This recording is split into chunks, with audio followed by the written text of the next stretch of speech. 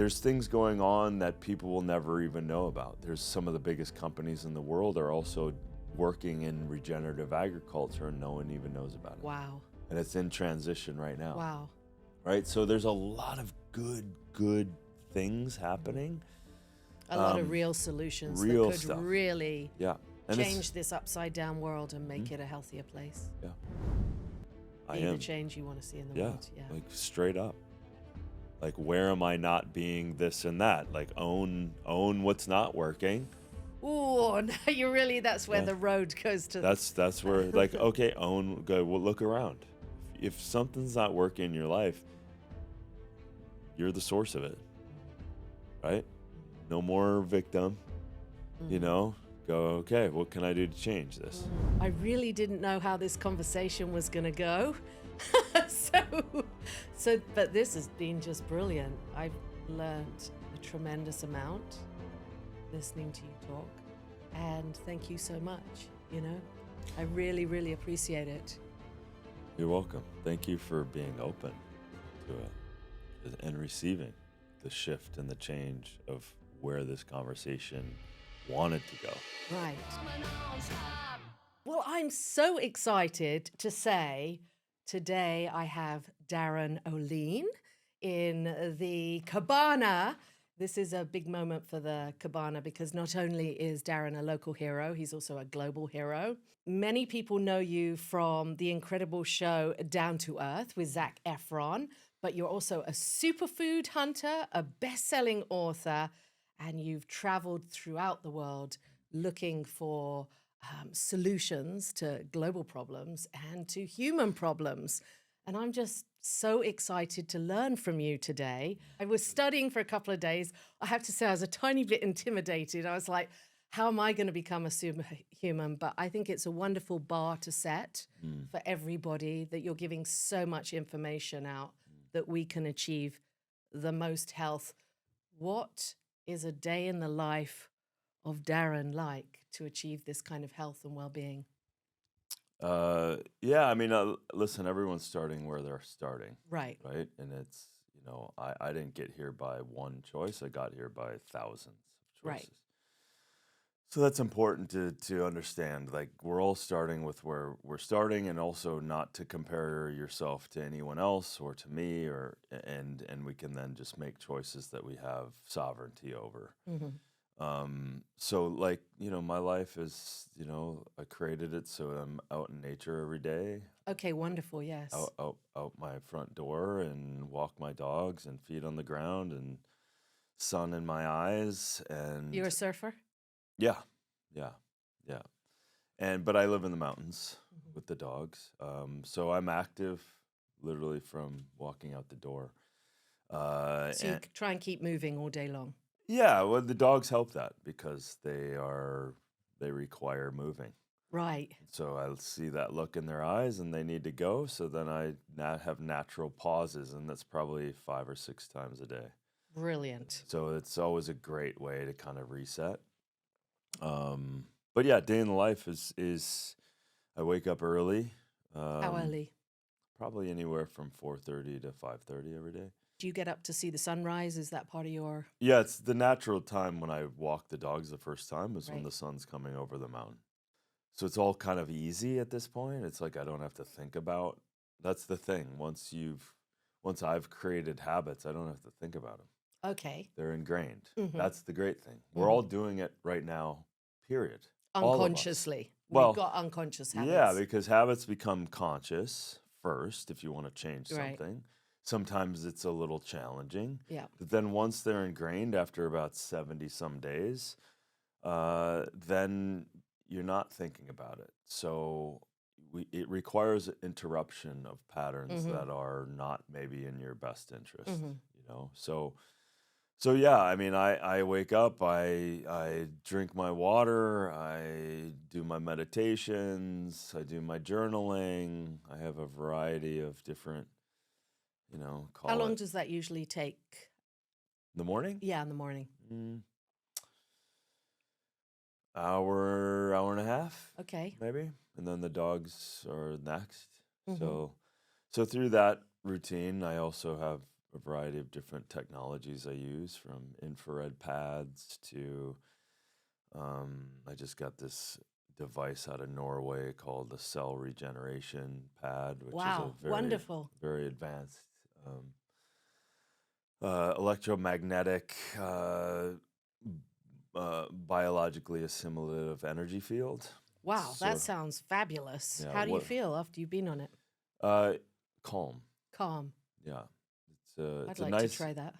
balancing effect in the body, and also helps on a very cellular level. Hmm. Dogs love it too. Mm. Um, so yeah, but the most important thing for me in the morning is setting my trajectory, Okay, and yeah. that is like, what am I doing in the Hmm. day? How am I feeling? So any type of processing that I do myself happens in the morning. Yes, I do the same. I do the journaling, Hmm. and I like the art of living breath work. Yeah, That really works. yeah, Sometimes I don't do it, but I try to. yeah, yeah, Do yeah. you ever slip, or are you very? You seem like you're very I'm disciplined. very disciplined, but I don't call it a slip. I call Yeah, it just a choice. just a choice, You right? know, it's like, Mm. okay, if I like this morning, I walked the dogs before I did my stuff, Right. just because they were ready to go, and I'm like, I'm not so rigid that I have to do it before them and force them to sit down, and like, there's a discipline, yes. But there's also a flow to the There's day also a flow to and life. improvisation, right? Yeah. I love to improvise with life. I love synchronicity. That's what I love about these Hmm. conversations here, because you never know, For sure. what you're going to get into. 100%. What about, so how long will you walk the dogs for? How long will you exercise for? It can be from, a full sprint of 20 minutes all the way to a walk of 40. Okay. It can be in there You somewhere. know what? Now I don't feel I'm doing so bad, because when I when I read all the literature and stuff, I actually do also start with a 40-minute walk. Yeah. So I was thinking, man, I've really got to change my game to get in shape and to get up with everybody who's studying longevity. But Mm. these are quite simple things for people, even myself, to implement, right? There's simple things added up over time. Right. And that's now the seat that we're sitting in are all of our choices. Okay. And I really strongly believe that we are far more capable than we even give ourselves credit for. Right. So if I have the idea, which I do, taking 100% responsibility for my life, Hmm. I take 100% I responsibility like for that. my life. No victim, Hmm. no place for victim, I no like that. place for excuses, no place for story. It's irrelevant.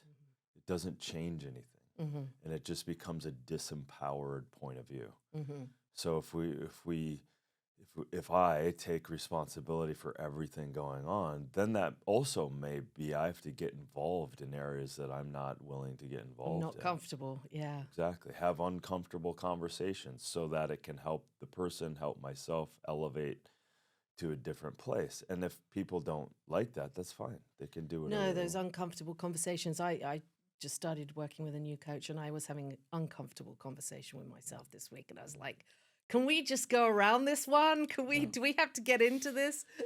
That's where the opportunity lies. Hmm. When we lean into things Mm, and not shy away from them. mm, When it's uncomfortable is a good idea.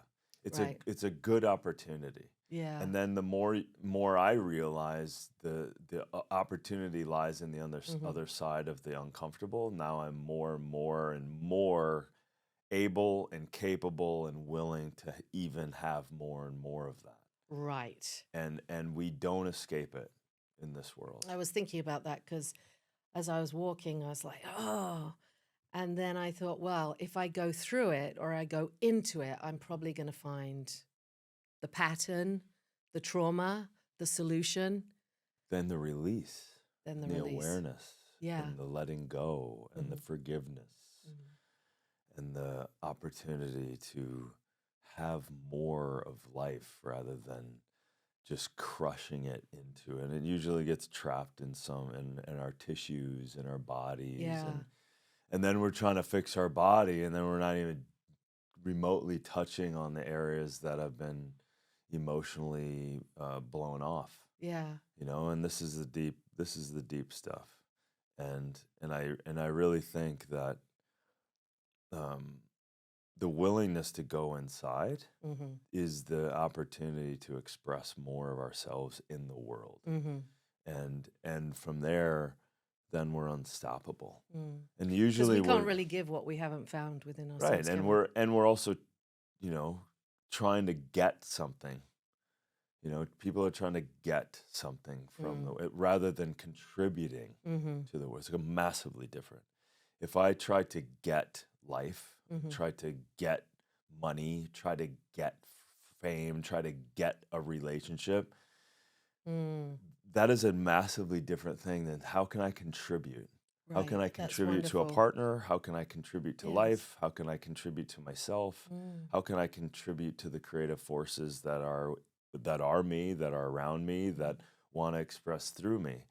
But the only way that I see is really being able to do that is you have to also, like we were saying, be willing to see and perceive the areas where we're stopping ourselves. Because 99.99999% of the time, we are absolutely just stopping ourselves. Mm-hmm. And it can seem and feel like it's someone out there. Mm-hmm.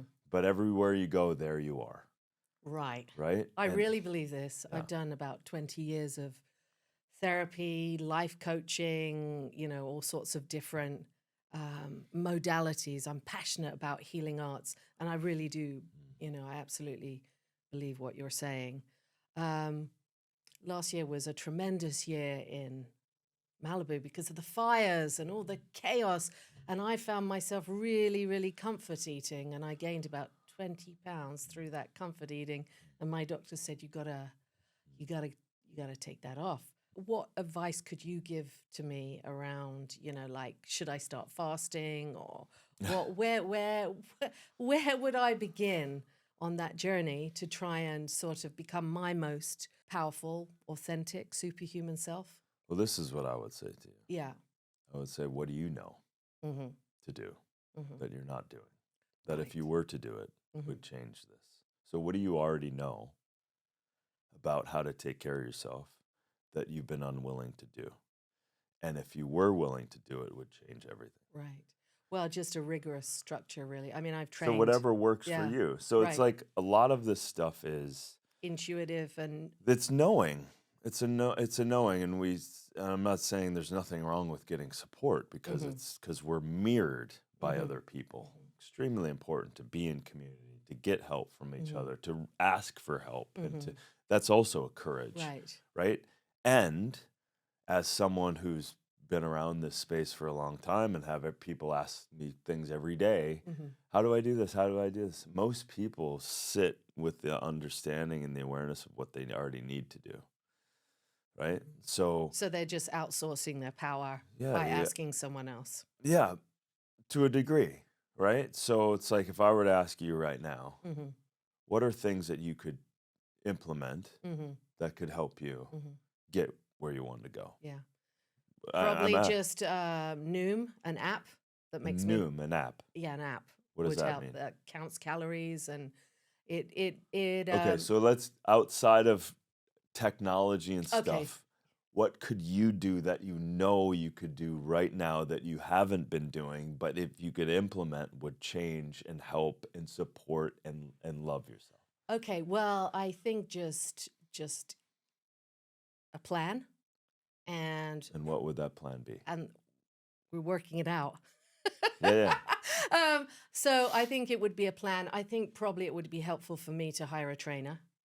So moving your body Moving my more. body. Okay, so that's a And plan. yeah, That's something you could right outside of this interview. You could go outside and move right. your body. And I have already done that this Meaning morning. Yeah, that there doesn't have to be anything in the way. right. Because the more we put in the way, well, I've got to get a train. I'm not saying that Yeah. that you shouldn't do that. Yeah. However, Yes. we create a lot of stuff around stuff Okay. that then creates more and more things we need to overcome in order Mhm. to just do the As thing. opposed to just walk out of the house with the dogs, which I actually did do this morning. Great.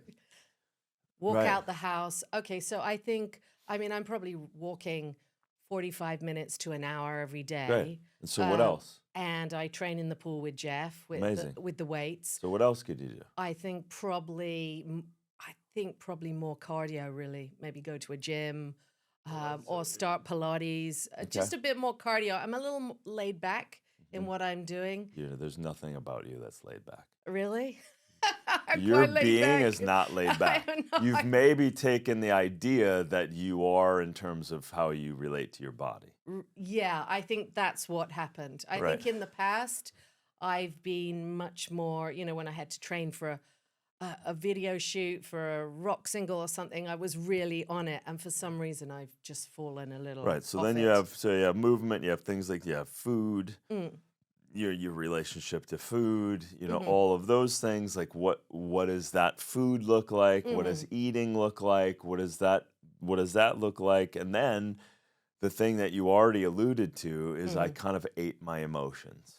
Right, yes. So then there's the stress, the trauma, the everything else that may or may not be there still hmm that you should acknowledge. Right, So where does that sit in your body? right. So that could be with a facilitator, that could be journaling to yourself, that could be hell, a primal scream in a pillow. Well, let's You, do that. you know what I mean? I like Like that. getting access Yeah. to unacknowledged hmm hmm emotions, and it's easy to do hmm because we're doing it all the I time. mean, And I'm often, saying it, and I'm not just saying this, I'm saying for everyone yeah, listening, yeah, we're all doing it. yeah, I'm doing it, you're doing it, they're doing it. We're all doing it because yeah. we have got outside of our normal ways of being, and that is usually a village of 150 people or less. hmm And we're now in this weird made up world, hmm and we're not acknowledging a lot of the things that are going on, and we're over pursuing. We need to get somewhere. We're not We need to acknowledging. get something Yeah, and we're again. not acknowledging our feelings, our emotions, hmm where they're sitting, what's going on, hmm who am I, what do I really want? Like all of these hmm things is a practice that we've lost hmm unless you're actually stepping in. So, these are areas where, yeah, on the outside you can do a bunch of stuff, Mm. but and also doing an emotional side of things An too. emotional cleanse. I actually have been doing that because I'm right in the middle of my 50s Mhm. and I figure, okay, well, hopefully I have another 30. Yeah. I'd love to make it into my 90s, but what is it I really want for the second half of my life? And I Yeah. think you do have to get really quiet. You do. I've been much quieter over the last couple of months because my soul is really kind of trying to find those diamonds of what, I've recorded the rock records. I've been to Rio and recorded a bossa nova. I've done some film and TV. But what does my soul really want? What's really So going what to does it want? nourish my soul? What's your I vision think right now? adventure, actually. A what? Adventure. What kind of adventure? Well, I've just been talking to Save the Elephant because Mm, I love elephants. mm, And I have always had a dream to spend time in Kenya. So I've been talking to them because I don't think I just want to go on a safari. I think I'd love to get involved, contribute. contribute to something I really believed in, and Beautiful. take all these skills that I've got from entertainments, Yeah. but maybe apply them to something that I really, really believe in. So So not maybe, do it. I'm gonna do it. Yeah. I'm So is gonna that a do commitment? absolutely. In Great. 6 months, I'm gonna have a beautiful fundraiser here for them, and I'm gonna put some groups together to Great. go out to Samburu and spend time with this amazing zoologist who have the very problem that you discuss. How agriculture and is taking up so much Mm, of the precious land, mm, and now the elephants, they don't have their areas. right. That's really a big problem because then there's a fight over the land, the people getting killed, the elephants are getting Yeah. killed, and so they need these corridors for the elephants. Yeah. So imagine lining your life up with that because you literally, by not doing it, Mm, you're now, the knowledge you have now and hmm what you can contribute to, you can save elephants. Like legitimately. Like really, for hmm real. hmm And if you don't do it, hmm you don't save elephants and more will die. hmm That's getting clear Yeah. on a vision. And we underestimate the Mm. power that we have. And that's what I mean. You in particular are a force of nature. Thank you. You are. Thank And you. if you don't you can do whatever you want. But not aligning that force of nature for this type of contribution Mhm. is a disservice to the contribution that you'll make Mhm. and a disservice to you. Yeah. No, I already have decided to make that Beautiful. contribution. I've already been talking to different people, Great. some of my neighbors, and they So probably move. think I'm nuts, but I'm No, like, no, no. That's irrelevant. yeah, but There's no one on the planet mhm. that is going to say you're nuts by saving elephants. Okay, well, that's great news, Like isn't it? even if they do, whoever that person is, who gives a shit? I You're love saving it. elephants. I love it. Like literally. Right, Because yeah. again, why would any of us offload what we care by some random person Mm. that is commenting on you're crazy and you're like, who cares? Well, I am I committed. actually, I am probably one person who doesn't care that much. I've always followed my bliss. I've always followed my passion, and I've always followed my muse. Really, I'm an artist. I'm a creative. Mhm. So muses come to me, and for some reason, the elephants were coming to my dreams, and I just felt Beautiful. very strongly I need the energy of the elephants in my life, the remover of obstacles and the bringer of. So the elephants have got me, whether they Amazing. like It's it or not. amazing. And What passions do you have for the next part of your life that you really, really want to? it's a long list. Is it? Yeah. Go on, give me some. I mean, at the end of the day, I'm a catalyst for change. Right, Period. yeah. That's in my DNA. That's Yeah. in my blood. The docuseries I'm currently working on is Mhm. to raise the level of contentment, happiness, and joy on the planet through our series, I love that. right? And we're not joking around about that. Mhm. So we'll be finishing filming by the end of the year. Mhm. Other things are continuing to build a community. Yes, community is so important. Yeah. So that's why I started the podcast, because I was like, Yeah. well, I can't sit alone after the fires. I was like, yeah, I need more communities. Yeah. So building a community that is both in person, but Mhm. also using technology and Mhm. things like that to build a global community who Mhm. wants something different. Mhm. And unleashing more on that than I am even on social media, because social media, from my perspective, has become very limited in Right. what you can actually share on there. And so that and then I'm committed to some. I can't really get into some of it, but there's some nutraceuticals that I'm looking into Brilliant. that are that are in the three stage through the second phase trials with the FDA and into the third. Mm. That again, I can't share what they're doing, but no side effects, Mhm. completely helping and healing people. Wow. Working directly with a researcher for the last 50 years working in this space. Wow. Like Nobel Prize kind of stuff. Wow. How So amazing. so that type of thing can change lives like almost immediately. And so we're aggressively getting all of that lined up. That's something, because I love being in the nutraceutical space. The Mhm. power of plants and things like that are really Yes. important to me. And then And there's there's so many out there that could really heal us and help us, right? it's huge. I mean, really, if we went back to the earth, there's everything we need. Like you're saying to me, you have everything you need to achieve your goals. If we Yeah. went back to the earth, Yeah. we would find It's all, everything it's we all need. there, and there's Yeah. some. I could go on and on. There's a Mhm. lot of other technologies that are taking extracts of plants that are making them bioavailability on steroids and bring them at a pharmaceutical level of efficacy. So that type of stuff. And then in the healthcare space, there's more and more technologies that is coming online. Diagnostic technologies, Right. healing technologies Mhm. that are Amazing, right? Change people. My that mother has the last stage of Alzheimer's right now. It's been so painful, so awful yeah. to watch This her stuff go doesn't through have this. to exist. Yeah. It doesn't have to exist. Like Alzheimer's, dementia, only a few percent is actually truly genetic, and most of it you can shut it off with epigenetics over Wow. time, Okay. right? So it doesn't have to Yeah. happen. Yeah. And the fact that it's happening to Yeah. people like your mother is really scary. It's a lot of them call it Alzheimer's as a type 3 diabetic. Mm. because the over amount of sugars in the body for a period of time Yeah. creates this inflammation in the head and in the brain. So there's a lot of stuff that doesn't need to be occurring, which is why in my DNA I'm a catalyst for change, and that's what I'm committed to. And you feel like the information is right out there right now for Yeah, yeah, people to. solutions are absolutely right now. We could reverse cancers, Alzheimer's, dementias, ALS, Parkinson's, all of this stuff.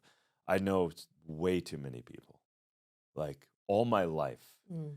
the thing that you see on what I've done in the world, the Mm. other thing that you don't see is all of the people throughout my life that I've gotten to be around and meet and learn from. Mhm.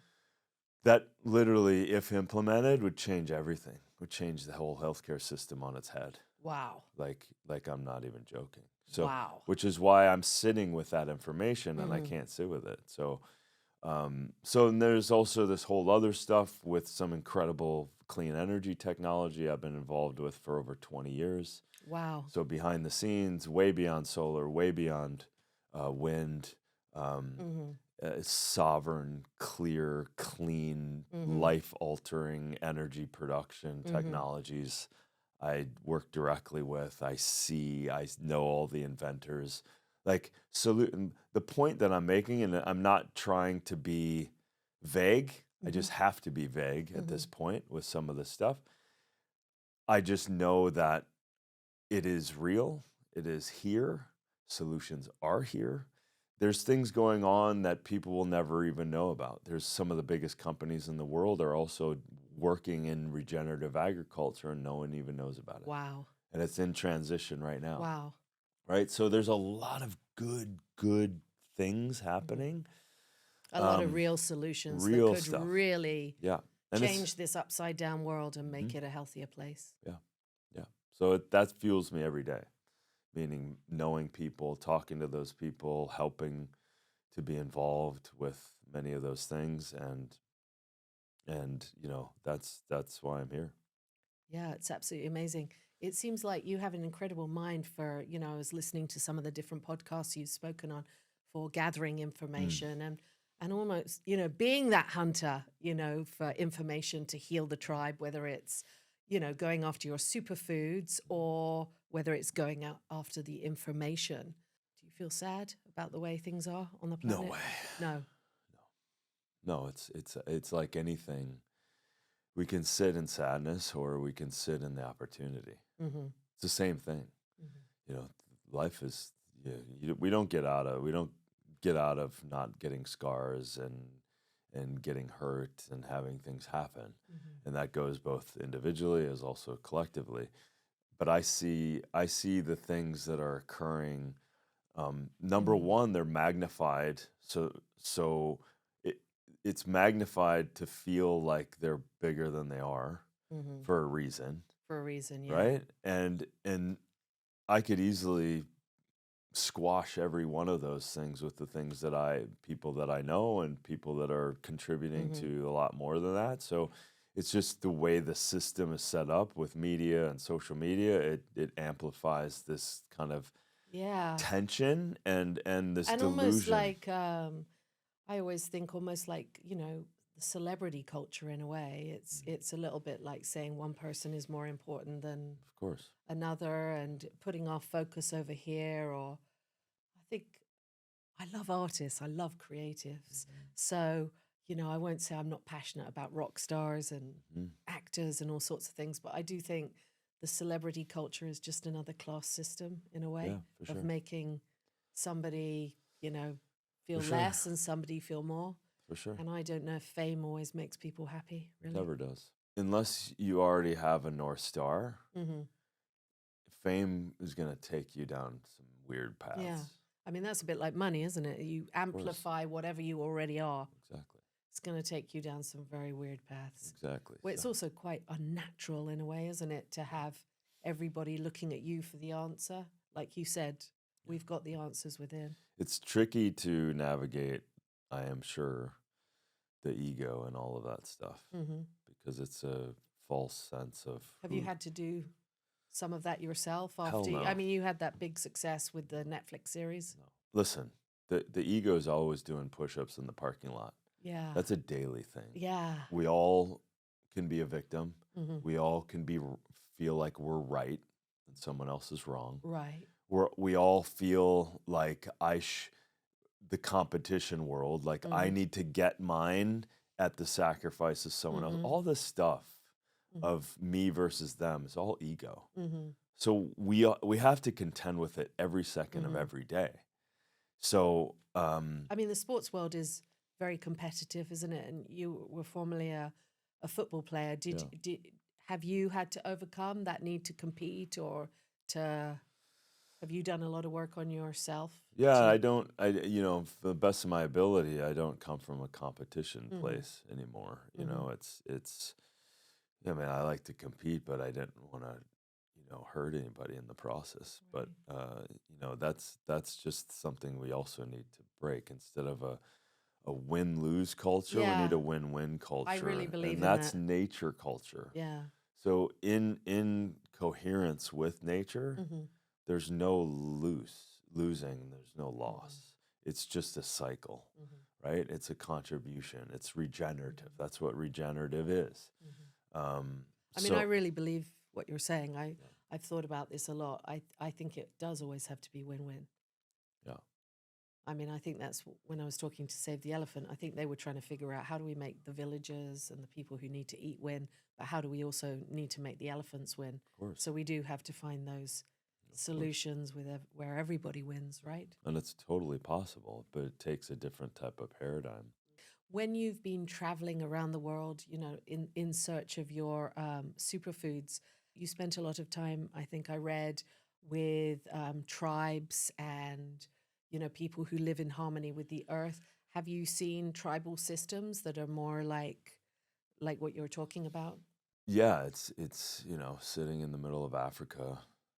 When you want to do something, you're having meetings and you're sitting under baobab tree and talking with the elders and figuring out some sort of balanced trade situation and it's really a trust thing. It's really them reading you, you reading Mm-hmm. them, and spending time.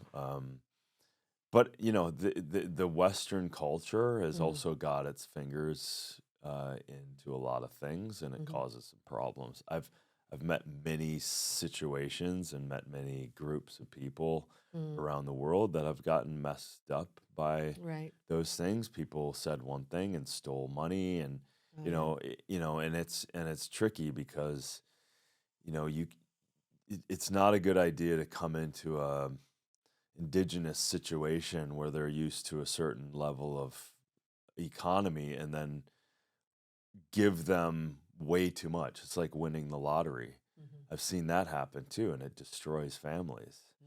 Mm. So you have to work with the system and then give them incrementally fairness along the way. Mm-hmm. And that's fair trade, and that's Mm-hmm. understanding their culture and not thinking, completely this Mm-hmm. westernized idea. So it's sometimes it works, sometimes it doesn't. Because you have your baruka berries, right? Baruka nuts. Yeah. Baruka nuts. Yeah. Sorry. Oh my God, baruka It nuts. was like, wow, if there's berries, I haven't seen them. The baruka nuts. Yeah. Where did the baruka nuts come from? Yeah, from Brazil, from the Yeah. Cerrado. So the Cerrado is the savanna of Brazil. So Mm-hmm. it's like south of the Amazon, basically, Mm-hmm. and they're intertied, meaning that if the Cerrado suffers, the Amazon suffers. And but it's also being clear cut faster than almost any landmass on the planet. We think of the Amazon, but the Cerrado is being destroyed faster than the Yeah, Amazon so itself. sad. And this is a very important tree where this baruka nut comes from, and it nitrogen fixes and helps support the other areas. And the indigenous people have been using this nut for thousands of years. And it was happened to be just delicious and also one of the most nutrient dense nuts, if not the most nutrient dense nut in the world.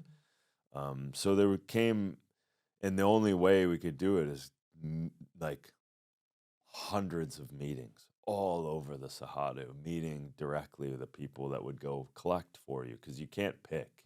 They Wow. fall. You have to let them fall. They're not complete Mm. unless they fall, which is kind of great. Mhm. And so it took hundreds and hundreds of hours just to understand the situation, everything from indigenous people all the way to scientists. Is this sustainable? Is this doable? Is this economic? And I don't even know if we have all those answers still sorted out, but we're doing the best we can. And this is Wow. after 10 years. Who originally turned you on to A the Brazilian, nut? Yeah. a Brazilian. I was in the Amazon on the Brazilian side, and they reached out to me on social media actually and said, "Hey, I see you're doing all this other Mhm. stuff. Do you know about this nut?" And Rodrigo told me all about it, and I was so fascinated that I didn't know about it, and so fascinated that there was so much nutrient density. And as soon as I tasted it, I was like, "This is crazy good, like crazy good. The best version of a peanut without the peanut's side effects, right? Wow. With more nutrients and magnesium and copper and manganese and magnesium and complete protein and a third more fiber than any nut. Like, it just goes, antioxidants are through the roof. Like, it's crazy. Wow. So it was like all of that plus with the indigenous people, it was kind of like this perfect storm. Doesn't make it easy. I've yet, after 10 years, I've yet to make $1 on it. Mm. We've created an economy, Yeah. and we're still sorting it out. Mm-hmm. We're still sorting it out. Figuring out the balance. The idea of like hunting around the world for superfoods sounds so thrilling. And so, at what point in your life did you get like fascinated and decide to go do that? It started very innocently, honestly. It started from, I grew up around farmers in Minnesota and all my cousins. And so when I started looking at nutrients and supplements, I was so like disgusted that most supplements didn't have what they said had in it. And I was like, why would people do this? So I really started formulating and playing with foods and herbs. And then I was like, well, I kind of love doing this. And so if I'm really going to do it, it was just after my dad passed away. So it kind of made this important shift. It went from like not just playing around, but like fully going into something. And I knew that there was something to this. And so innocently, I was looking into maca, which is an amazing adaptogen, this incredible tuber called yacon, and this incredible also nut, which is perfectly balanced for the human body for omega-3, 6, and 9, and that's called sashimi. So Wow. those three I was really fascinated with. Mm-hmm. And then I said, well, okay, I've got samples from some people. I'm starting to talk with, I got to see it. I got to meet the people. So it was just this innocent kind of thing. Like, okay, I think there's something here. All of the data that I'm seeing, all of the research. So I just showed up and, had some connections at that point. And so I said, we got to go out to the fields. We got to go out to the places. We got to meet the farmers. I got to understand this. And so literally I'd find myself in the Andes, in the Amazon. Wow, what a brilliant adventure. Yeah. And just a clear path of like, I want to know, I want to understand, and quickly realized that you cannot Google search most of the things that I was finding. And Yeah, talking that's what to. I was wondering, how you managed to get the information to even know where to go and Yeah, stuff. it just kind of starts to snowball, inevitably in manufacturers, and that could be here. They have a source of something, and they may have a source of, camu from the Amazon. And most people, you could call a manufacturer right now and they could get it. But do they actually know where it's from? Do they actually know how it was grown, how it was preserved in the manufacturing process, how much vitamin C is left in that, like how much binders are in there, how is that actually processed? So then that became a whole other thing. It's one thing to be out in the field and to see this stuff. It was like in in the sovereign Tibetan mountains of China, How beautiful. in Amazing. Shizandra Berry or rhodiola at 17,000 feet, whatever it is. But there was always this: where is it manufactured? When is it harvested? How is it transported? How do they manufacture it? How do they do it in a way that preserves it?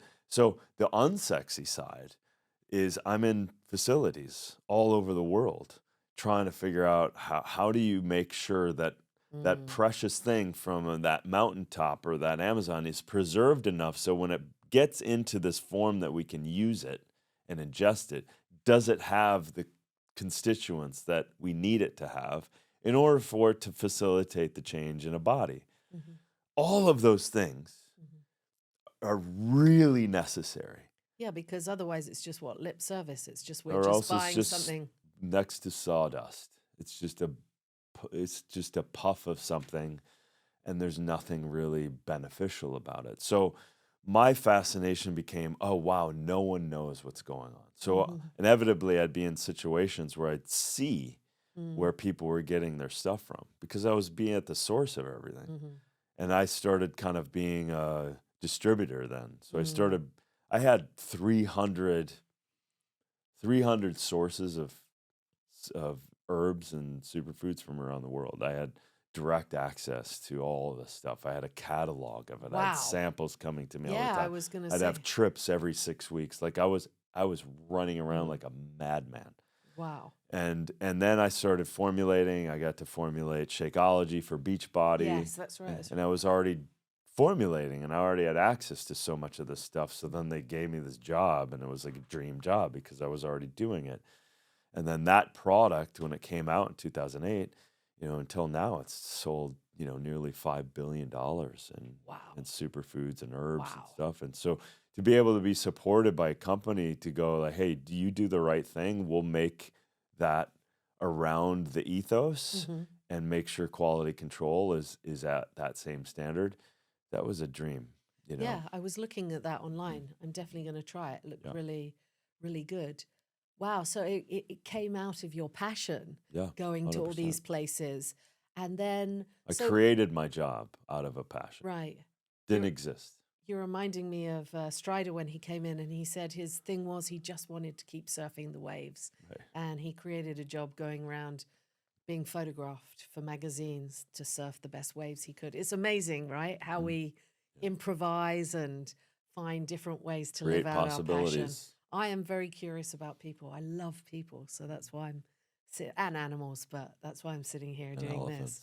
I find people so fascinating. Mm. Often these conversations, they sit with me for a couple of days. My mind is going, wow. Mm. And I learn so much through the process. Have you got any more superfood trips planned to I haven't been doing many of those anymore. you haven't? No, I Do you mean, miss that? um, listen, if I found something Mm, tomorrow, I would go after it. you Like would. it's in my DNA, It is. but I'm not needing to do it so much. Like Mm-hmm. that transmutation of that has become bigger and Mm-hmm. different. So it gets into the clean energy stuff. It Mm-hmm. gets into clean living. It gets into investigating all that stuff. Like Mm-hmm. I investigated so many things for my second book, Fatal Conveniences. Yeah, amazing So the book. discovery part of things and the peeling back kind of things and the creating of a future, all of that is now kind of filling that adventure vibe. Right, Plus the yeah. docuseries. I mean, that thing is like that's got me so Very excited. adventurous. Yeah, Yeah. because we get to go to Yeah, so where are you many. going? Well, we went to New Zealand. We went to Finland. We went to a bunch of different. I'm not going Mm. to get into all the rest of them, but because we're still yet to go. But we've gone to a lot of countries, Mm-hmm. so that's got me, digging in, and it's also become, yeah, superfoods are great, and it's always will be. And like if someone said, "Could you formulate a new product for us?" and here's we're going to support you, and I would Mm-hmm. probably do it, Mm-hmm. but I don't need to do it anymore. My need has changed from, again, being a catalyst for more people having contentment, change, happiness in their lives, as well as sovereignty. So Right. water, power, food, shelter, clean Mhm. living, like breaking free from the world that is kind of pressing on us Mhm. that we all were born into. Mhm. And it's a kind of a machine that's going where it's Mhm. producing products and food and stuff that's not great for us, putting us in environments that's not great for us. So my whole thing is I want to change all of that. Mhm. Literally, I want to change all of that. I want us to live in a thriving environment. That would be absolutely wonderful. Are there any countries that you feel are doing a better job of that, putting their I people think in a many thriving? I think many countries are doing aspects of it. Sure. Right. So Um, we could all learn from each other yeah, and yeah, yeah, and I think we've highlighted a bunch of those in the series too. But yeah, there's elements to all of it. You It's know, interesting when you say sovereign because I interviewed a homeless man Mm. earlier in the week called Daramo, and Paramount. quite a few people in Malibu asked me to interview him. And when I talked about the fact he was outside the system and he said, I want to be sovereign, that's what he said. Did he But have it? sovereignty, Yeah. um, wow, that's a big question. Yeah. I think he feels more sovereign than maybe he did in his previous life as a I think he was in construction. He what really impressed everybody in Malibu is all these random acts of kindness he's doing and cleaning the beach and cleaning, and so we sat down and talked. It was really, really beautiful, It's you know. beautiful. Mm. See, so even in that, he's being a force of change. Yes, definitely. Again, this world is so effective at distracting us from that very truth. Hmm. Is that truth? If you sat in this chair long enough, you'd see it too. Hmm. Because it's always there. The love. All of it, the connection, the Hmm. love, the unity, Hmm. the oneness, whatever you want to call it. Yeah, I think I actually find it fascinating. You probably find it the same on your podcast. When I sit down and talk to someone, as soon as I start talking to them, I can feel the connection. I can feel why we're sitting and talking and why that was meant to occur, you know? So I do believe that we're all connected and that energy is always flowing and we're attracting just what we need, Totally. just what we need. How do you feel about love at this point? What have you learnt about love? What do you That's a seek with love? I mean, that's a great question. I mean, here I'm going to answer it in some different ways. I think I'm responsible for it. I'm responsible for receiving it. I'm responsible for generating it. So imagine that. Instead of I'm sitting back and I need to find it, I no longer have that position. It's gone. I'm not needing to seek love. I'm the generator of it. So I'm contributing to the love that we can share right now. Mm-hmm. And I'm also receiving the love Mm-hmm. from you, the love from the flow, the love from the room. Like, Mm-hmm. so it changes. Mm-hmm. And the more I take that position, Mm-hmm. then I'm the source Right. rather than some sort of smaller version. Mm-hmm. Like, again, we underestimate the change that we can be in the world. Like, just before I came here, this guy spilled this, $30 smoothie. Mm-hmm. It just fell. Like, The right? $1 billion, the $1 billion Yeah, it's smoothie. whatever it was. And you could tell it was an accident, and he Yeah. just had gotten it, hadn't even drank any of it, and Mm. it blew up. And then he was like, "Oh man!" And this group over here saw it, and I was kind of far away, and they're going, "You should see if you can get a new one." And I literally went up to the guy, goes, "Hey, I'm the witness to you, and we're gonna go up." And I just became an advocate for him. I said, "Listen, this guy just dropped this. It was an accident. Is there any way that you can give him a free smoothie?" Not that this is a big deal, but in that moment, I stepped in. I could have easily not, Mm-hmm. but instead of shutting down my instinct, Mm. that I wanted to help, and I easily can help. Mm-hmm. I became an advocate for him having a brand, and he looked at me. We had a freaking strong moment. Oh, He wow. shook my Brilliant. hand, and he Oh, was that's like, really nice. he goes, thank you. Again, it's these little things that Mm-hmm. create connection. I was leaving the Soho House out at a meeting, Mm-hmm. and I was talking to this valet guy, Mm-hmm. and I started talking about, God, I miss cash. I go, I miss cash because I want to tip you guys more. And he goes, yeah, I miss cash too. And then and then I said, and then I started going, bring the cash back. I just started, and then he literally looked at me and he goes, yeah, bring Bring the the cash cash back. back. Bring the cash. We started dancing before my car came. Yeah. And the moment, that's life. Yeah. It turned on him. He was seen. Mm-hmm. I saw him. He looked back at me. Mm-hmm. I was seen. Mm-hmm. And we had fun. Mm-hmm. And it was life Mm-hmm. expressing itself without just being a stupid transaction. Hey, thank you, blah, blah, blah, blah, blah. Mm-hmm. It's like that's where we mostly miss life. Just being present to it.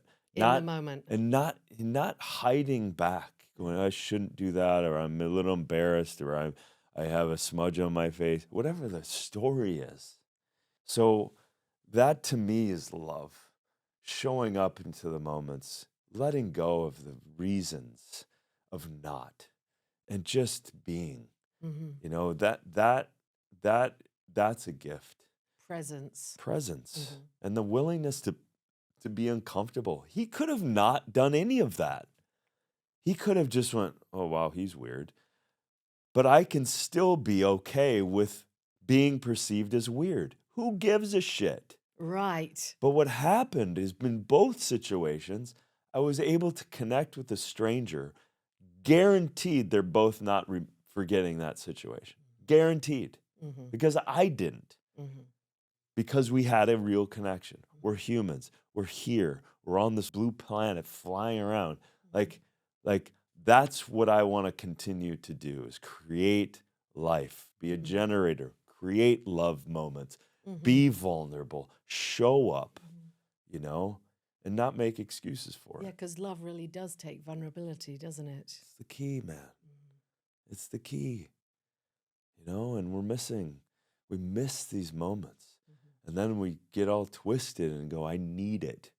And so now I'm you gonna put this, yeah, and then you grab onto your partner and put these weird expectations on your love relationships or someone else. You're not giving me something. How about being an advocate for yourself and the relationship and contribute? This is one of the biggest awarenesses I got is instead of needing something from people, contribute to them. And it's amazing what comes back. In the face of contributing, the weird thing is you get more than you can possibly imagine in the being in the needing place. Yeah, It's a I totally agree. It's a weird, trippy thing. Yeah. It's like, wow, what if I just give? What if I just give to this person right now? What if we spend the rest of our time, let's talk about what you want to do and exercise and move. Like, I'm here. I'm here for you. Like, you know what I mean? Like, what if we just show up for each other? You know, instead of like whatever that we do. Yeah. I love people, so I love to give. Do you think sometimes it's also can feel very vulnerable to just receive? It's the most. I mean, if you're someone like who's putting out a lot, like you're putting out a lot into the world, does it ever feel vulnerable to just receive or just say, 100%. hey, I need this? 100%. It is a practice.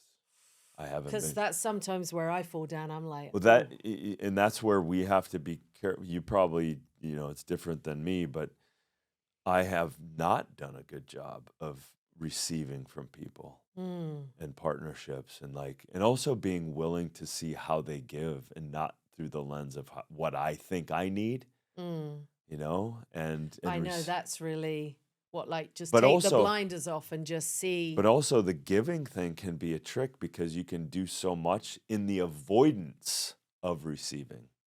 That's what I'm talking about. I Yeah. think at times I've done that it just feels so much more in control to keep giving or Yeah. keep moving. And for you, Yeah. You have so much energy, Mm-hmm. right? You do care, but also sitting back Mm-hmm. and receiving. I've been trying to do that, really. Not try. It's a practice of doing. And it's like, so here's the thing. If you don't do it, you have the next moment to do it, right? Mm-hmm. Practice this maybe. One time, it just came into my head. Have a conversation with someone. Like we're having now. You could, Mm-hmm. or your loved one, Mm-hmm. and just ask questions and not say anything else other than a question about them, and say nothing else and completely receive them. Like sit truly in the reception of everything that they are Mm-hmm. and everything you are, and receive without letting the mind come in to wanting to share more. Like I find myself all the time, like someone's saying something, and then all of a sudden I've got a story To that's fix. to fix or to fill in the space, Mm-hmm.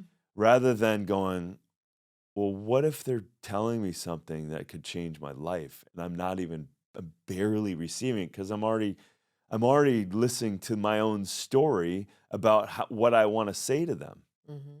And just watch this. It happens all the time. People are talking, Mm-hmm. and then they don't let another person finish. They're talking over them. I do it too. And I'm like, oh. I have a good friend he happens to be an actor. It has nothing to do with it. If that happens to him, he'll literally say, I'm not done yet. Brilliant. I'll finish.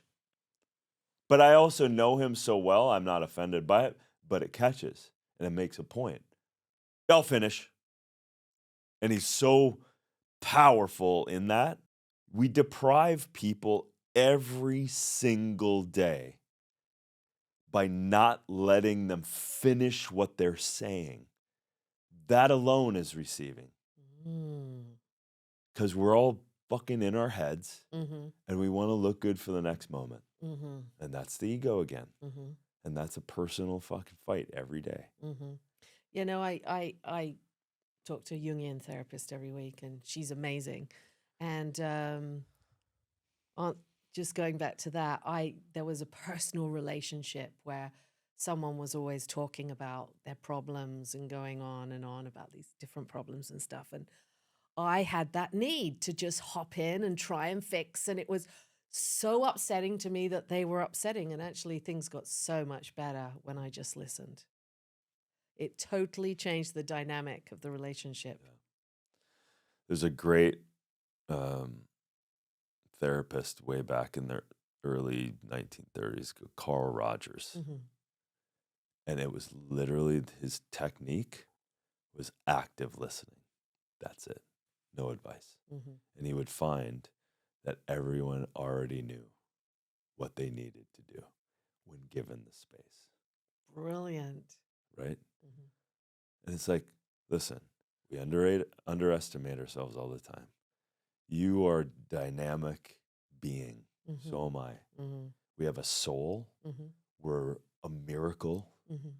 This is we have everything inside of us. Everything. I mean, I do really believe you. I've been studying shamanism for about 20 years, and really the whole thing about shamanism, you're just really trying to find your inner voice and refine your instinct to that point where you can really hear. And over the years, I have really refined that. And it always surprises me how quickly I can find anything I need at this point, in terms of another human being, how quickly I can connect because of that process of refining. But the listening, we're going with the listening. Yeah, but imagine. Dijana would say the same because she was like, "Don't talk over anyone." She'd be like, "You're talking over." There's a reason we're having this. This is a beautiful moment, by the way. This is a beautiful moment. Mm-hmm. I mean, this is a mirror. Mm-hmm. You're already aware of it. Mm-hmm. Your friend's aware of it, mm-hmm. right? And for you to receive, because you have so much empathy and awareness mm-hmm. already, mm-hmm. and then you completely receive someone, Imagine all the other information you would be able to receive Mm. from them by sitting and receiving them on top of your talents and abilities and superpowers already, Mm. right? And part of the receiving, it may be in your body somewhere, and you may Mm. have had a moment where you didn't feel received yourself or not safe, probably from 0 to 8. I think it was the not safe because the moment you started talking about receiving, I was like, oh. Yeah, yeah. My dad was alcoholic. Like you had an alcoholic dad, right? So I think the receiving, you never knew with him what you were going to receive when he came home at night, if you'd be Wasn't safe. furious, angry. Exactly. I mean, in here, what I've been trying to do is I've learned a lot about healing arts, 20 years. So I'm really trying to hold space in here to witness somebody. But I think you're right. If I just took it one step further and just said, okay, I'm just going to totally, Yeah. I might get a little bit uncomfortable to start with. And then, It's appropriate. You were mm-hmm, uncomfortable as a kid. mm-hmm, You did exactly what you needed to do as a kid. So did I. mm-hmm, It was protection. mm-hmm, However, the nervous system stays the same if it's not dealt with. That little child is not truly cared for, truly met, mm, truly like gone there, mm, not intellectual, experienced, right? So that little girl that absolutely did not feel safe, because I know what that's like, that alcohol crazy situation mm, creates a crazy situation, mm, not to mention all of the other players in that same household freaking out as a mm, result of that. mm, So the dynamic gets wacky. mm, Imagine that little child's nervous system mm, and needing to preserve and needing to shut down and needing to find preservation mm. somewhere.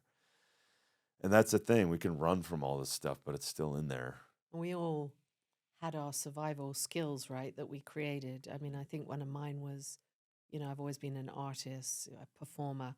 I think it was to disappear into the fantasy of plays or a song or a neighbor's garden to play with the other kids or create something.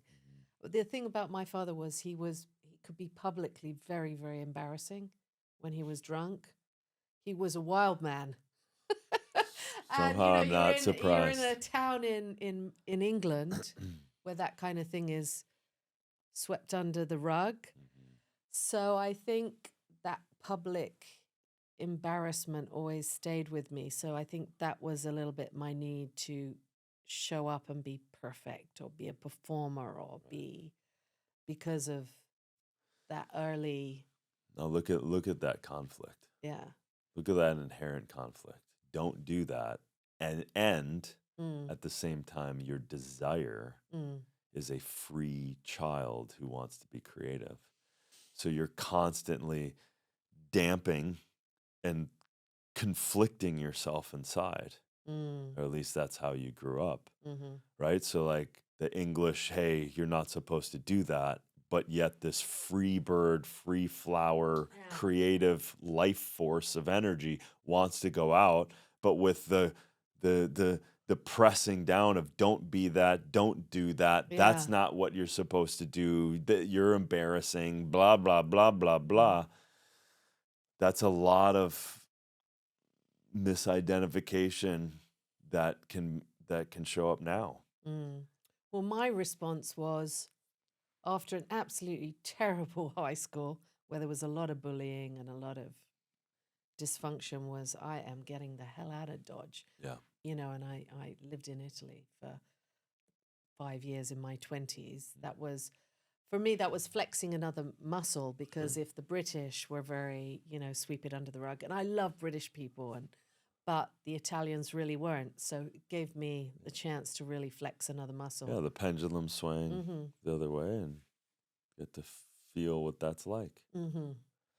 Problem is, everywhere we go, there we are in our nervous system. Do you feel like you've healed that trauma in your nervous system from? I think we have an operating system Mm-hmm. that we have to be aware of. right? Is it That comes forever? in and Yeah, is it forever gone? I don't know. Mhm. It's impossible for me to say. Do I have a massive awareness and freedom from it? Mm, More awareness, more freedom? Yes, mm. for sure.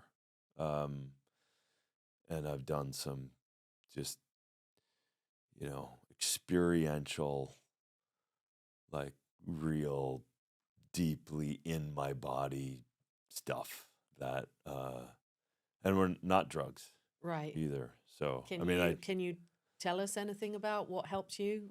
yeah, I mean, there's some programs I did, but, people are a great mirror.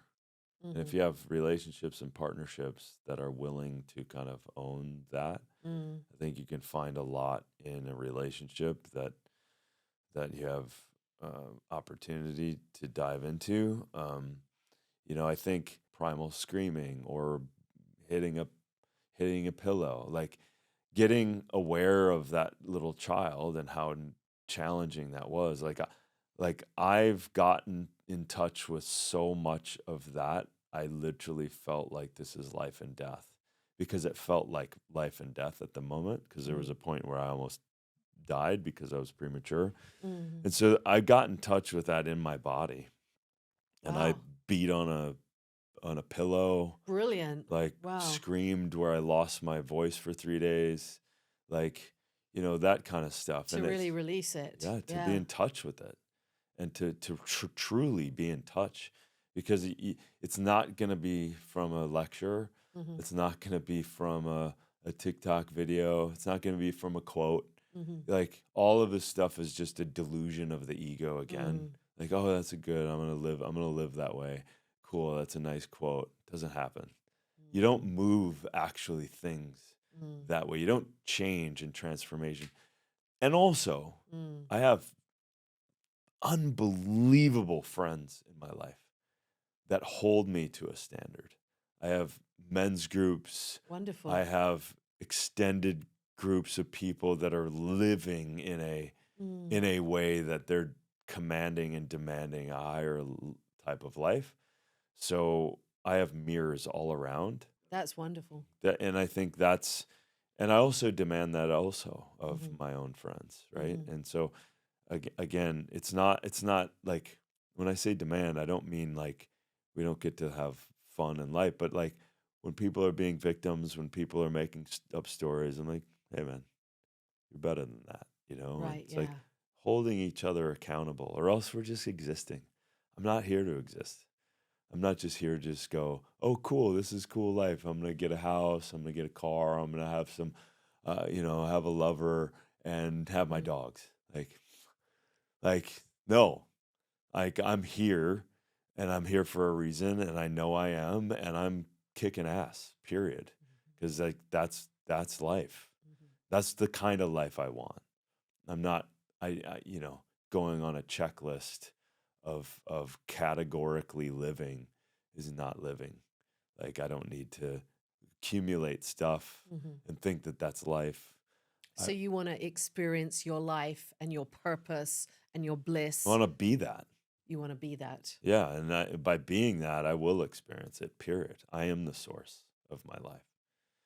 I Be the am. change you want to see in the Yeah, world. Yeah. like straight up. Like where am I not being this and that? Like own what's not working.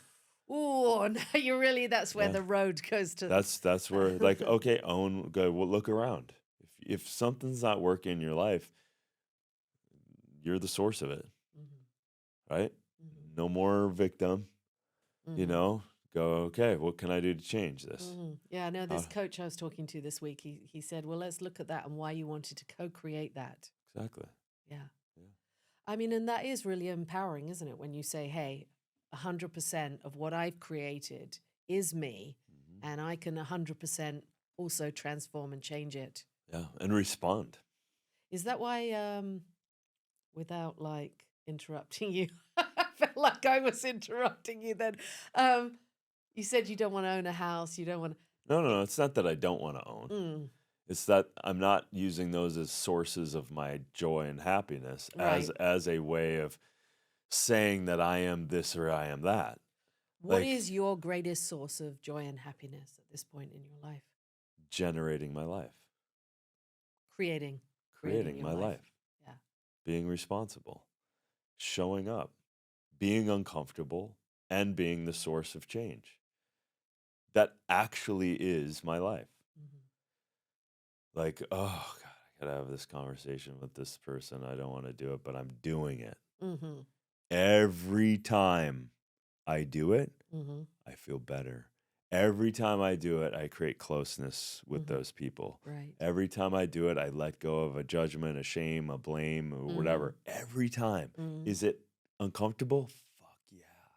It's uncomfortable, but it's generating my life. Mhm. And now what do I want? Mhm. Okay, how can I be the source of this docu-series? How can I get into areas where I thought my partner was going to do it? How can I contribute more? Mhm. How can I contribute more to generating the house that I want? Instead of like someone else is doing it, my project manager's doing it. No, be responsible. Mhm. What's going on here? Mhm. What's not working? What is working? Like, and then really setting the bar. Like, what kind of legacy do I want to lead? Mhm.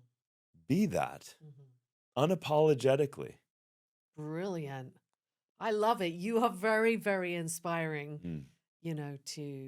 to listen to or to receive, because that's what You're I'm doing trying a to do great, now, you're doing a receive. great job.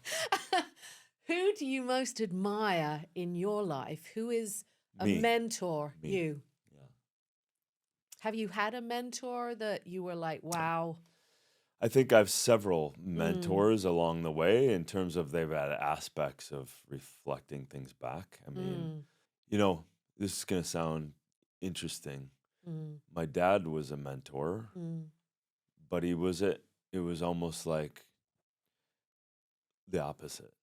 So him and I shared a very closeness. mm. And I also knew very early in my life that my dad struggled with letting himself live the kind of life that he actually wanted, Yeah, which ultimately killed him, yeah. I believe, with That the was actually the alcoholism. same as my father. Yeah. He always wanted to leave England. He always wanted to Yeah. go and be a poet in Ireland, and And then he didn't do it.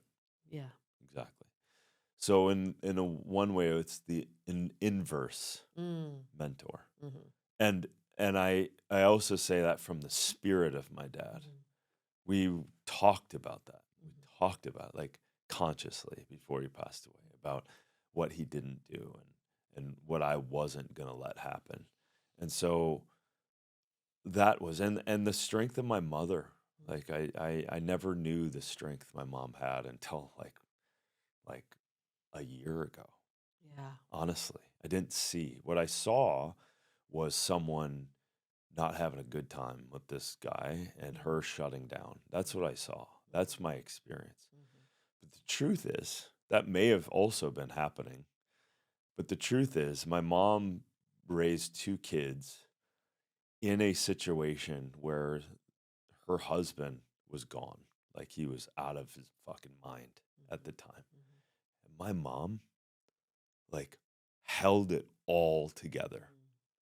Like, literally glued the whole shit show together mm-hmm, and somehow raised two beautiful people. mm-hmm, How she did that, I have no idea, but I see it now. I see she doesn't take care of herself that well. She's got her own issues, but she is strong. Like she just the other day, she said she literally was in a coma like a month ago. Oh, wow. Like it was very close.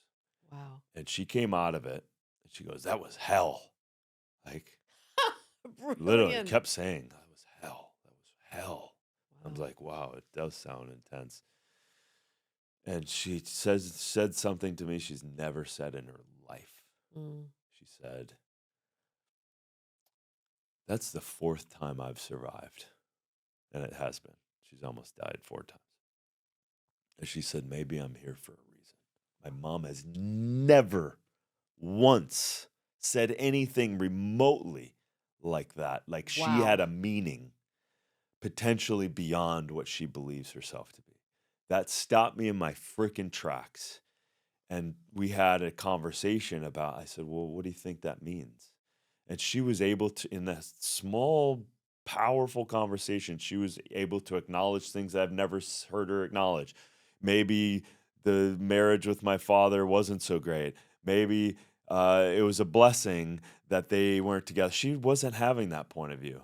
She wasn't having many of these points of view. Maybe she is a great mom. Maybe she's created a lot of love for her children in her life and allowed at Wow. least this guy to travel all over the world and kick some ass. Maybe she contributed to that. You know what I'm saying? So she acknowledged things about her life that I've never heard her ever say. And it was on the precipice of me seeing the strength that she had in an impossible situation. Like just ridiculous. Like she was basically trying to take care of three children, my dad Wow. being one, but also like got us in trouble many times and almost killed us. Mm. Drunk driving and we're all in the car, like Mhm. crazy stuff. So I have hundreds of people that changed my life upon meeting them that were holding jewels of reality that I didn't even know existed, you know? So like mentors of, you know, in the nutrition space, mentors in the energy space, the mentors in the regenerative space, mentors who care more about themselves than well, care so much about themselves that they contribute to the world every day.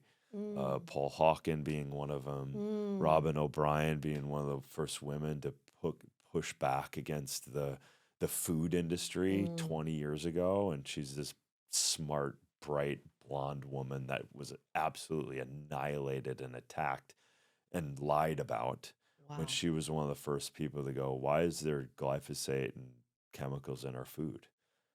You know, so these people are my friends. These people Wow. have showed up in my life, and I have lists of them. Wow. So I'm literally inspired every day by the people I now interact with. You know, when you talked about your mother, it was really resonating me and bringing up a lot of feelings for me because I actually was thinking the same recently. You know, she's right at the end of her journey with Alzheimer's and she just lies in a bed. And I was thinking, my father was always like the exciting one because he was into rock and roll and he was crazy and wild and he was very charismatic. And I sort of like put him on a bit of a pedestal because he was very interesting. But I thought the same recently. Wow, but it was my mother who was holding it all together. And I was a little judgmental towards her at times, that she wasn't quite as fun as him. But actually, wow, what an amazing walk she did for her. You know, I can really, really resonate with that. She had to. She didn't have a choice. Yeah. Well, she had a choice. She just was able to anchor the other side of Yeah. the dynamic. Wow. This has been a fabulous conversation. When I started reading about some of the stuff, you know, the science behind longevity and all this kind of thing, um, I thought, oh man, I'm so out of my field. I don't know a lot about this. Yeah. So I really didn't know how this conversation was going to go. so, but this has been just brilliant. I've learned a tremendous amount listening to you talk. And thank you so much. You know, I really, really appreciate it. You're welcome. Thank you for being open to it and receiving the shift and the change of where this conversation wanted to go. Right. Right. And it's like, I mean, listen, just asking a bunch of questions about just stuff. Okay. We can do that on some other time. Mm-hmm. But like being present to what is actually here so Mm-hmm. that you and I are actually connecting rather Mm-hmm. than the stuff that. And yeah, people like stuff. They like, Mm-hmm. what are you doing for longevity? What kind of water you drink? All Mm-hmm. that stuff. And that's fine. Mm-hmm. There's nothing wrong with that. But also, you can find that 1,000 times over, Mm-hmm. right? But like being real and direct and Mm-hmm. honest in a conversation, that's the value. And I guarantee people feel that. Mm-hmm. You know, we didn't plan any of that stuff. You know, it's just being present Yeah, yeah. Being really present. and I Yeah. love that you felt uncomfortable because that uncomfortable is not wrong. Mm-hmm. it's actually the opportunity. Mm-hmm. That's kind of what we were talking about. It's like every time I know, I've cleaned up so many, especially in the last few weeks, so many conversations with people that I Right. didn't want to have. Mm-hmm. Ex-wife, Mm-hmm. ex-girlfriend, Wow. old friend, my brother had, like, even my mom again, my brother, Wow. having one of the best conversations I ever had with Mm. my brother.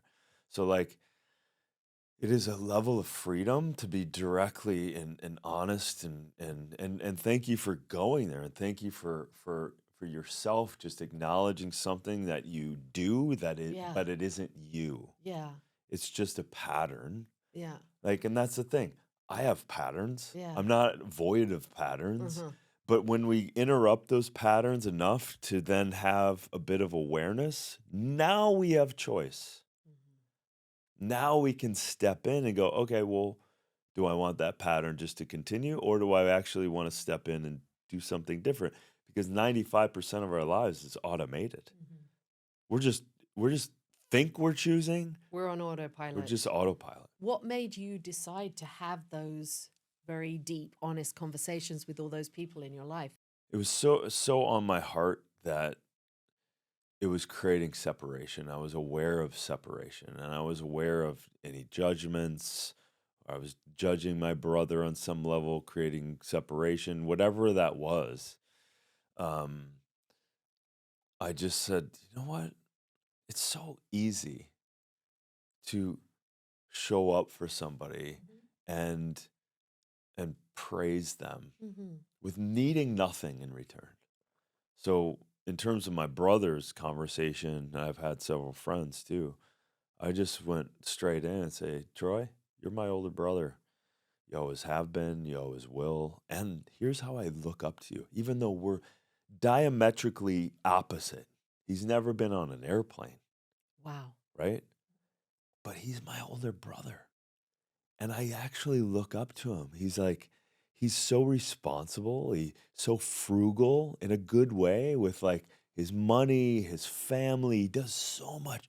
And so I learned didn't realize how much I think about him. Mm-hmm. I care about him. Every time that I'm doing a docuseries, I listen through my brother's like lens because an audience is going to be closer to my brother.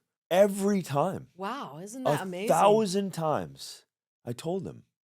I said, "This is how much you mean to me. This is Wow. how much you're a part of me, and I want you to know that." You know, and it like shifted in completely. He goes, "I want more of this. I want to talk more." Like that Oh my that's God, that's so beautiful. yeah, What a lovely story. That's but so, that's any of us right now yeah. knows that they need to have a conversation, at least one, of like someone you've been judging, someone, and this is not about being right. Mm-hmm. This is the opposite. Mm-hmm. Even when you think you are right, just be in gratitude of them. You go, hey man, I had this with a friend of mine. And I was like, hey, I've been holding some judgments over you. I'm really sorry. I created separation. And you know what happens? Sometimes, again, don't hold this because you don't want to hold being right. You Mm, got to let go of being fucking right. right. As opposed to that, like, kind of If I like, if I make a call and say, yeah, "Hey, dickhead, why did you this and that?" What are you going to get? You're not going to get yeah, anything out of it. yeah. You're just Mr. Right Mm-hmm. coming in and judging somebody. Mm, There's nothing good mm-hmm. that's going to come from that. But coming from a place of compassion, love, and appreciation And and ownership, genuine, authentic. ownership of your stuff. Okay. Even if he did something. Mm-hmm. I'm not saying like if someone physically did something, like Yeah, don't no. call them up and like, it's like use some common sense. But we know when we're judging someone, we Mm-hmm. know when we're in that place. It's just a level of freedom and a release out of my body because I don't want to be holding on to that Mm-hmm. stuff. And they can do whatever they want. They can receive the conversation, they cannot receive the conversation. But you've had None of the my honest business. conversation. It's none of my business. I love it. I can feel some conversations going on. It's so freeing. I can But start definitely. it with gratitude. Again, take 100% responsibility for your life. You're not responsible for other people, but you can be responsible for you.